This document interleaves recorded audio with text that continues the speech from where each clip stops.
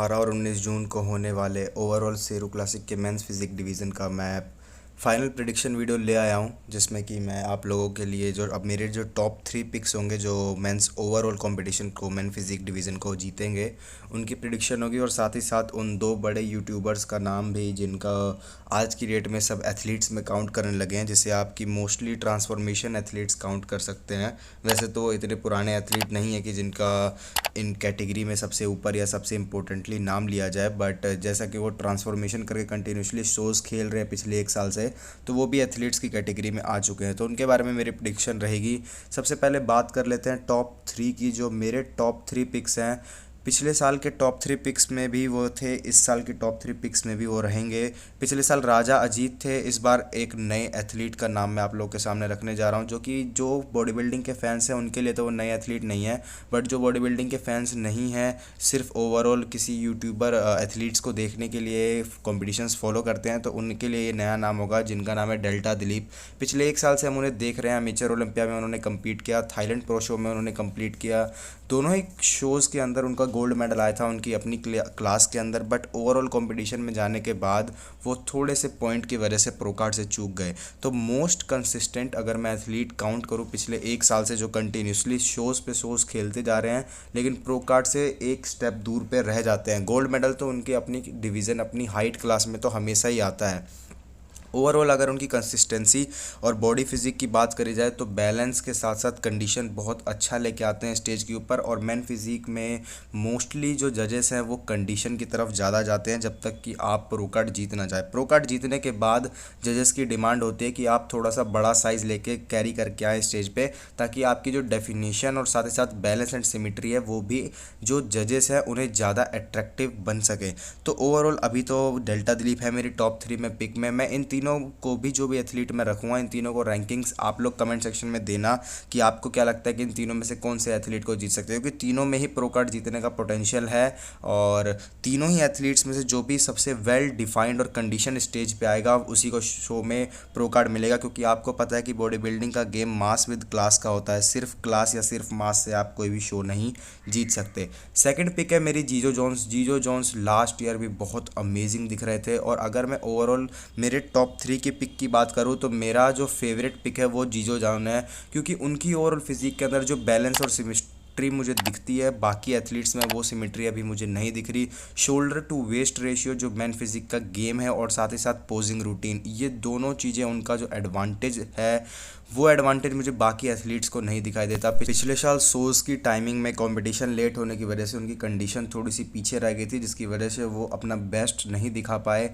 लेकिन इस बार उम्मीद यही है, और जहाँ तक लग रहा है कि शोज़ की टाइमिंग परफेक्ट रहेगी और ये अपना जो पीक है वो हिट कर पाएंगे, क्योंकि कंपटीशन के टाइम में जब पोजिंग राउंड्स चल रहे होते हैं, जजेस कंपेयर कर रहे होते हैं, अगर उस वक्त आप अपनी बेस्ट फिजिक नहीं दिखा पा रहे होते हैं तो फिर आपका जो शोज़ के अंदर मार्किंग है वो उसी हिसाब से मिलती है जैसा कि आप स्टेज पे दिखाई दे रहे होते हैं। स्टेज से 1 घंटा पहले या स्टेज के 1 घंटे बाद आप चाहे कितने ही अच्छे दिखाई दे, आपको जजेस नहीं जिता सकते शोज़ को। शोज़ में सबसे परफेक्ट टाइम पे जो सबसे परफेक्टली कंडीशनड और बैलेंस दिखाई देगा फिजिक के अंदर, जिसकी फिजिक में ज़्यादा अच्छा बैलेंस और साइज़ और कंडीशन दिखाई देगा, वही ओवरऑल शो को जीतता है। तो मैन फिजिक का गेम वैसे भी ओवरऑल कंडीशन ज़्यादा मांगता है, तो कंडीशन होने के लिए आपकी पीक हिट होना बहुत ज़्यादा ज़रूरी है। तो ओवरऑल कंपटीशन में जीजो जॉन मेरे फेवरेट एथलीट है, क्योंकि इनकी बॉडी के अंदर मुझे तो अभी लूप होल कहीं नहीं दिखाई दे रहा है। अमेचर लीग में सबसे बेस्ट और अट्रैक्टिव फिजिक अगर मैं कहूँ तो जीजो जॉन्स ही कैरी करके चल रहे हैं। और पिछले साल उनका जो वीक पार्ट था चेस्ट, उसको भी उन्होंने ग्रो कर लिया है।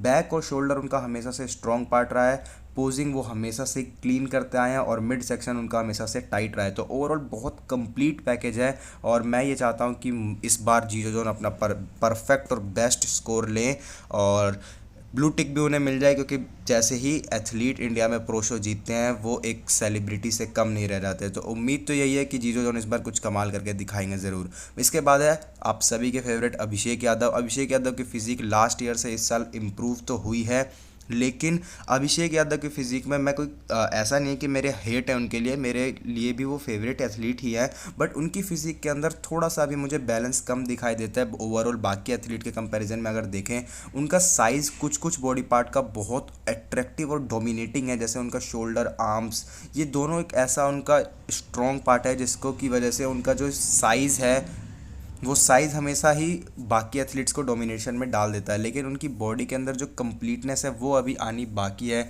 उनकी बैक के अंदर डेफिनेशन आना बाकी है, जिसकी वजह से उनकी जो बैक साइड है वो सॉफ्ट लगने लगती है, और जो कि उनका शोज़ में हारने का मेन रीज़न बन जाती है। क्योंकि शोज़ जो होते हैं वो बैक से जीते जाते हैं, फ्रंट से तो आप इंस्टाग्राम इन्फ्लुएंसर और इंस्टाग्राम पे ही आप बेस्ट दिखते हैं, लेकिन जब स्टेज पे चढ़ते हैं तो बैक से शोज़ जीते जाते हैं। जितने भी बड़े एथलीट्स आज तक हुए हैं उन सभी का यही कहना है कि आप फ्रंट से अच्छे लग सकते हो, फ्रंट से आप पॉपुलर बन सकते हो, लेकिन बैक से आप कंपटीशन शोज़ जीतते हो। तो अभिषेक यादव मेरे टॉप 3 में तो आ चुके हैं। इन टॉप 3 में आपको क्या लगता है कि कौन से एथलीट हैं जो जीतेंगे ओवरऑल को अपना कमेंट सेक्शन में ज़रूर बताइएगा। बात कर लेते हैं रोहित खत्री और तरुण गिल की। रोहित खत्री और तरुण गिल के लिए मेरे पास एक ही बात है कहने के लिए कि वो अपने आप को प्रूव करने की कोशिश कर रहे हैं कि वो भी एक अच्छे एथलीट बन सकते हैं। तो प्रूव करना सबके पास है, सबको अपना बेस्ट देना चाहिए। लेकिन अगर मैं बात करूँ दोनों की कंडीशन को, तो मुझे ऐसा लगता है पिछले साल से बेकार कंडीशन है। अभी की डेट में शोज़ से पीछे चलते आ रहे हैं वो, क्योंकि डेट अभी सिर्फ 10 से 12 दिन बाकी है और उनकी फिजिक लास्ट ईयर जैसी लग रही थी, उससे ज़्यादा सॉफ्ट दिख रही है अभी। वैसे तो अभी 10 से 12 दिन है, देखते हैं कितना पील्ड होकर वो स्टेज पे आ सकते हैं, बट उनकी फिजिक में कुछ ज़्यादा बड़ा ऐसा मेजर चेंज नहीं आया जिसे देख कर के हम शॉक हो जाए, या फिर स्टेज पे वो कुछ अमेजिंग पैकेज दिखा के ओवरऑल कंपटीशन को अपने नाम कर ले। तो कंपटीशन बहुत अच्छा होगा, 18 और 19 जून को होगा, इसीलिए चैनल को सब्सक्राइब कर ले। अपडेट्स और कंपटीशन की फुटेज इस चैनल पे फटाफट से मैं ले आऊँगा आप लोगों के लिए। बट कंपटीशन के अंदर एक चीज़ बहुत अच्छी होगी कि कंपटीशन दिल्ली में है, तो जो दिल्ली में रहने वाले लोग हैं उनके लिए बहुत ही ज़्यादा अमेजिंग एक शो होगा देखने के लिए। क्योंकि जो भी बॉडी बिल्डिंग के फ़ैन हैं, इंडिया में बहुत कम ऐसे बड़े शो होते हैं जिन्हें कि देखा जा सके जाकर। तो ओवरऑल लोग जितने भी इसमें जा रहे हैं सभी को बेस्ट ऑफ लक। जो भी compete कर रहे हैं, अगर मैंने किसी का नाम छोड़ दिया यहाँ पर, अगर मुझे नहीं पता है तो कमेंट सेक्शन में ज़रूर बताइए, मैं नेक्स्ट अगली वीडियो में उन्हें कवर कर लूँगा। तो कमेंट सेक्शन में अपना टॉप पिक ज़रूर डाल के जाइएगा जितने भी लोग ये वीडियो देख रहे हैं।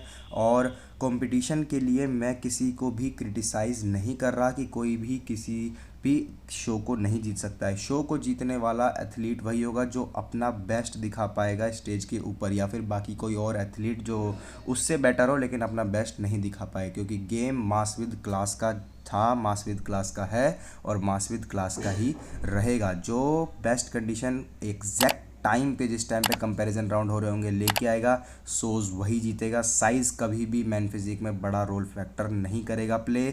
पिछली बार भी मैंने यही कहा था जब राजा अजीत की बारी थी कि राजा अजीत शो को जीत सकते हैं, क्योंकि उनकी फिजिक के अंदर जो टाइटनेस थी वो बाकी एथलीट से आगे चल रही थी। तो उम्मीद तो यही है। मेरे पिक है जीरो जोन्स। आप लोग अपने पिक्स जरूर डाल के जाना कमेंट सेक्शन में। I hope you like this video. Thanks for watching. जय हिंद।